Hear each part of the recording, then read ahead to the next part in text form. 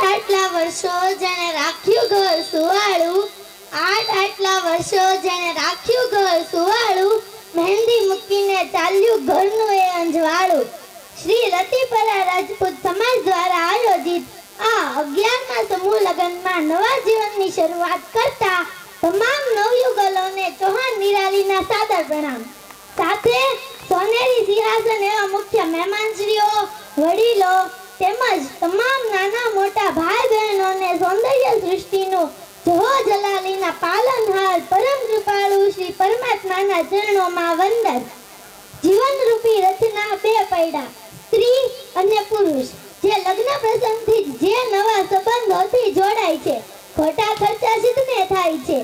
આ વાત પર મારા હૃદયની વીણા અને વિચાર તમારી સમક્ષ રજૂ કરવા છે કે જો તરસા તરસીનું થશે પાલન, જો તરસા તરસીનું થશે પાલન, તો આ દીકરી સદાય રહેશે દુખી.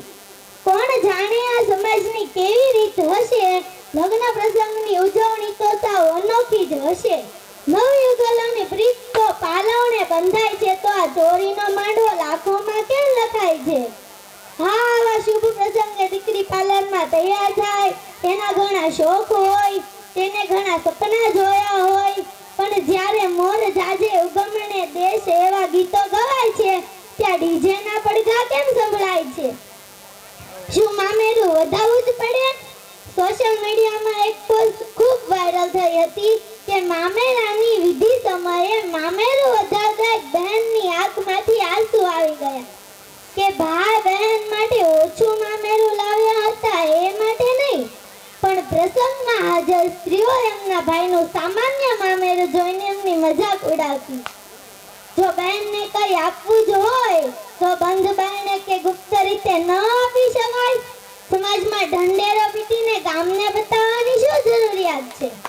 અને હમણાં તો અલગ જ વાના રસમ, પીઠી રસમ, મહેંદી રસમ, પ્રીવેડિંગ, છાપ ડેકોરેશન અને છાપ ડેકોરેશનના ગ્રેઝમાં છાપમાં મૂકવા માટે મોંઘા કપડાં અને 8 થી 10 લાખ રૂપિયાના ઘરેણાં તો ખરા જ. શું આ ઘરેણાં આપણે રોજ પહેરવાના છીએ? તે ક્યાં રહેવાના છે? ઘરની તિજોરીમાં કે બેંકના લોકરમાં? આજે તો દેશમાં કરોડો ટન સોનું એ બેંકના લોકરમાં જોવા મળે છે, એટલે જ આપણા દેશની ઇકોનોમી નીચે આવે છે. આપણા ગુજરાતીઓમાં આવી કહેવત છે કે લાંબા જોડે ટૂંકો જાય, મરે નહીં ને માંદો થાય. સ્વાભાવિક વાત છે, પૈસાદાર લોકો અને અમીરોએ વધુ દેખાવ